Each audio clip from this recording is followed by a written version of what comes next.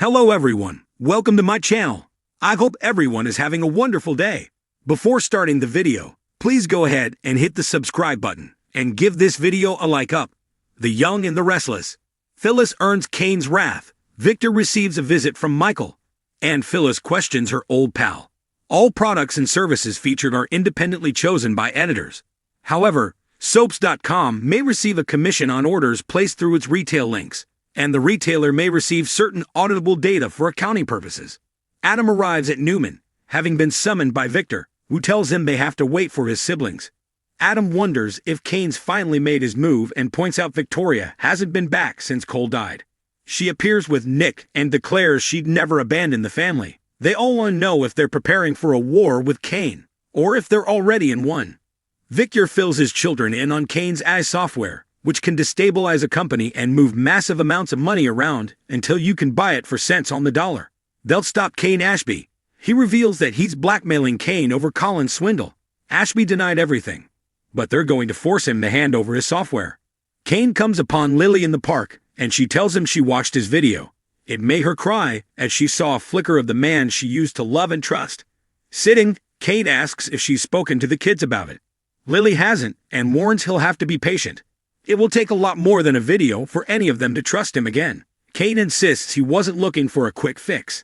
Lily's sure he hasn't abandoned his plans and suspects the remorse could be another con. Kane, irked, complains that he's genuine, and she just doesn't want to see it. Lily says the only way he can prove it is to give honest answers as Kane. How much is he willing to expose to gain back her trust? At Crimson Lights, Michael leaves Lauren a voicemail about a lucrative new job offer. As he disconnects, Phyllis appears and wonders, who's the lucky boss? They bicker until Phyllis refocuses on his new job. She's sure it's Kane. He has big plans and needs a fixer. Michael's irked that Phyllis has been giving him the cold shoulder and is only speaking to him now because of Kane. They get into it over his betrayal, defending Sharon. Michael, boggled, can't believe she still won't let this go. Phyllis claims it made her question their special relationship. Humbled, Michael apologizes. She was a victim too. Phyllis will wipe the slate clean if he tells her who he's working for. Michael calls Phyllis out for trying to barter with their friendship. Phyllis tells him she'll find out anyway, since she's Kane's second in command. Michael wonders if Ashby would confirm this. Phyllis recommends he take Kane's offer. He's the best in the business. In the park, Lily wants to know Kane's reasons for coming to Genoa City. He insists he's put those plans to bed. Lily still wants him to come clean. He's considering it when Phyllis happens along. A bickering match ensues between Phyllis and Kane over whether there is still arabesque business to go over. Lily takes this as confirmation that Kane's plans are still on and marches off. Kane explodes at Phyllis, asking, "Do you have any idea what you've just done?" He rants about all the times Phyllis has shown up uninvited or unannounced. Red apologizes, but he says it's too late. Lily thinks he's lying. Phyllis informs him that he may not think their relationship is over, but Lily does.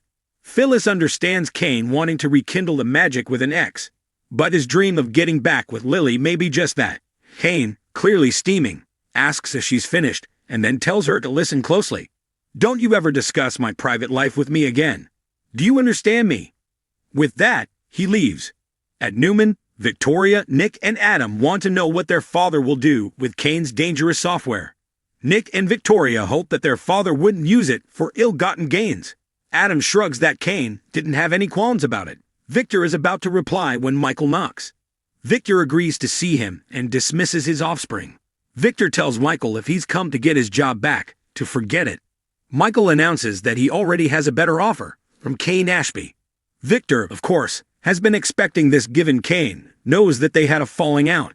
Victor asks what the lawyer wants. Michael wanted to tell him before he heard it from someone else.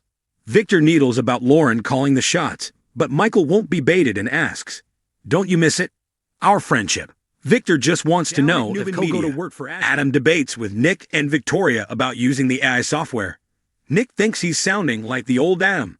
Adam points out Victor will do what he wants with it. They should probably keep open minds. Victoria and Nick think it's immoral and illegal. Adam hedges. "Only if we get caught." They debate about whether Kane can ride out this storm. Nick suggests he may have already started using the technology against them. It's undetectable. Given the possibility, Adam thinks Nick befriending Kane could come in handy now.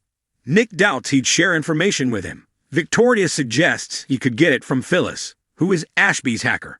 Nick says no, but Victoria and Adam pressured him. Victoria declares that her brother needs to become the redhead's best friend and confidant once again. In Victor's office, Michael says he hasn't decided yet about Kane's generous offer. Victor flippantly says he should accept it. Baldwin's surprised that he'd want this. Victor thinks he's lost it a bit. Michael realizes he wants him to work for Kane, but he'd really be working for him. It would be his way back in. Victor knows his former attorney came there hoping he'd suggest just such an arrangement.